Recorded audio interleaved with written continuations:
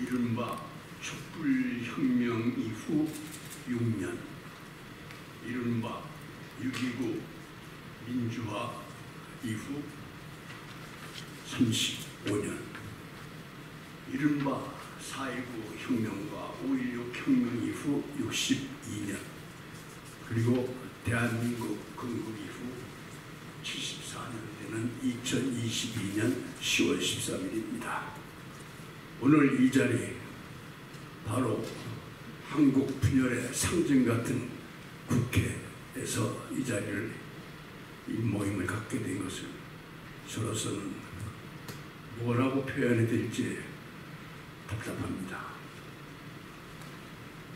국가 거버넌스와 통합 모임이 주최하는 여러분의 노고를 취하면서 국가도, 국가 거버넌스도 이렇게 위기에 처한 적이 없는 2022년에 맞고 있습니다.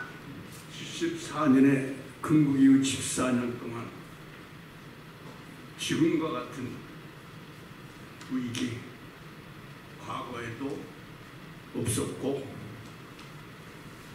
이것이 마지막이 되어야 합니다. 정치위기, 안보위기, 외환 경제위기 모두 겪어봤습니다. 그러나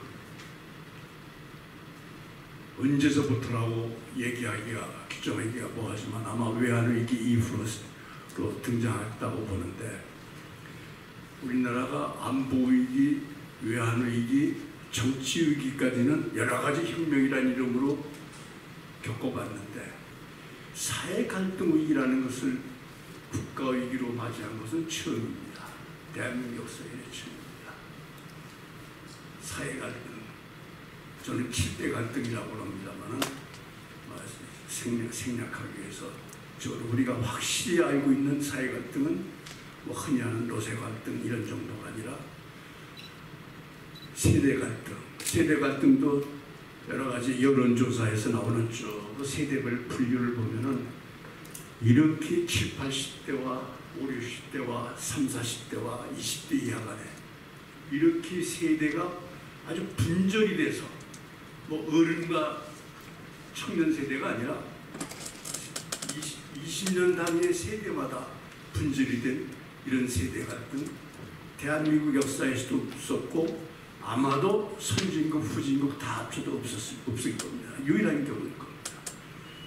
그리고 금년 3월 9일 대선에서 보인 20대 젠더 갈등, 남자는 이쪽, 여자는 이쪽, 이것은 세계 정치사상 최초의 젠더 갈등으로 기록될 겁니다. 어쩌면 이후에 선진국에서도 후진국에서도 없으면은 2022년 3월 9일 대한민국 대선 선거에서 20대 젠더 갈등은 인류 정치사상 최초의 유일한 기록으로 남을 겁니다. 이렇게 대한민국은 안보 갈등, 정치 갈등, 경제 갈등, 거기다가 사회 갈등이라고 하는 네 요소가 한데 붙었습니다. 진실로 국가 위기입니다. 이제 그것을 넘으려면은, 이 위험을 넘으려면은 정치혁명, 사회혁명, 경제혁명, 안보혁명이 나와야 됩니다. 그리고 현재 우리가 당면하고 있고 또 앞으로 닥칠 환경 문제, 클라이밋 체인지 문제를 생각하면 현재와 미래에 닥칠 환경혁명에 대처해야 됩니다. 우리는 5개의 혁명을 해야 됩니다. 개혁, 혁신 갖고는 모자랍니다. 혁명의 의지를 불태워야 됩니다. 우리는 단군 이래 가장 잘 사는 나라가 되었습니다. 1945년 이후 독립한 150개 가까운 제3세계 국가 중에서 근대화에 성공한 유일한 나라입니다. 여러 나라 중에 하나가 아니라 유일한 나라입니다. 대한민국 근대화 혁명은 근대화 역사에서 길이 빛날 것입니다. 그러나 또한 그 서양의 경제발전사나 서양의 정치발전사나 서양의 사회 변화에 있어서나 동양의 정치, 사회, 문화 변화의 역사에서나 도저히 비교할 수 없는 그러한 초고속, 초압축, 초도착, 초역근대 현상이 한때 겹침으로 해서 선진국, 후진국 그 어디에서도 볼 수 없는 인류 사회가 경험해보지 못한 여러 가지 문제군을 가장 앞장 나서서 실험하고 있습니다. 인구, 저출산, 세대, 계층, 노사, 젠더 갈등, 포퓰리즘, 팬덤 정치, 황금주의 가치관, 그리고 환경 문제.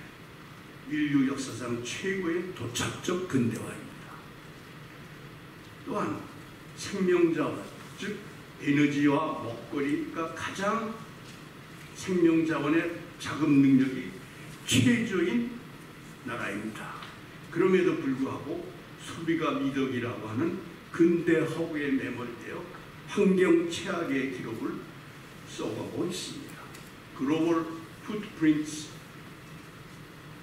네트워크의 2022년 보고에 의하면 2017년 기준으로 186개 국가의 바이오 캐퍼시티를 조사한 결과에 의하면 대한민국은 183등입니다.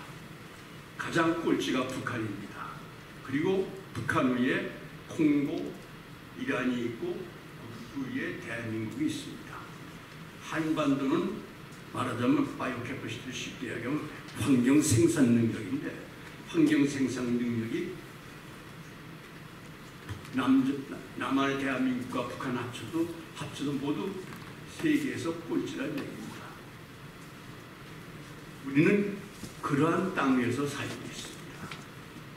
선진국 쉽게 얘기하지만 모든 지구상의 선진국에서 생명자원, 즉 에너지와 먹거리를 작업하지 않고 있는 선진국은 단 하나도 없습니다.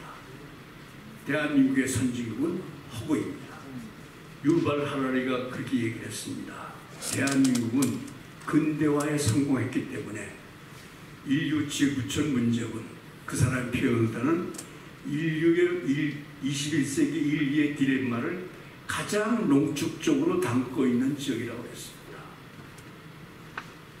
대한민국은 바로 근대화됐기 때문에 근대화에 도착을 했기 때문에 성공과 도착의 겸해 있기 때문에 바로 이런 오늘의 이런 사회 갈등, 세계 정치사상에 있어 본 적 없는 사회 갈등을 우리가 다루는 이런 위기에 처하면서 또한 그것만이 아니라 후진국에서 선진국으로 성공했기 때문에 바로 인류 전체가 지구촌 공동체 전체가 맡고 있는 클라이밋 체인지와 지구온난화와 환경 문제의 최선진의 앞장을 서고 있는 겁니다. 이제 대한민국 위기의 문제군, 즉 현재 국내 갈등과 현재 미래 환경 문제군은 대한민국 자강의 기준 준거 가치로 접근해야 합니다. 이것이 곧 대한민국 문제군 해결의 접근이 곧 인류 문제군 해결의 길이기도 합니다. 이 두 개의 위기의 절정에서 대한민국 스스로와 인류 문제군을 해결하는 선구자가 되는, 즉 개벽을 여는 하나님의 명령, 천명을 받기도 한 것입니다. 여기에 실패하면 대한민국의 절명입니다. 오늘 이 자리에 와서 보니 영남, 호남에 행동하는 지성인들, 그리고 이성적, 전위적인 좌와 우, 그리고 중도, 또 통합 논의의 묵지사들 많이 보입니다. 참으로 통합에 기중한 모습입니다. 이 자리 여러 동지들이야말로 21세기 흥사단, 21세기 신간회, 21세기 동물촉진회로 성공하여 21세기 대한민국 제2창건, 대한민국 제2건국 혁명의 문을 여는 그러한 조직이 되길 간절히 기원하고, 오늘이 그 첫발이 되는 여러분들을 축하드립니다. 꼭 성공하여 대한민국의 천명을 받드는 역사의 기관, 역사의 모멘텀이 되기를 간절히 기원합니다. 감사합니다.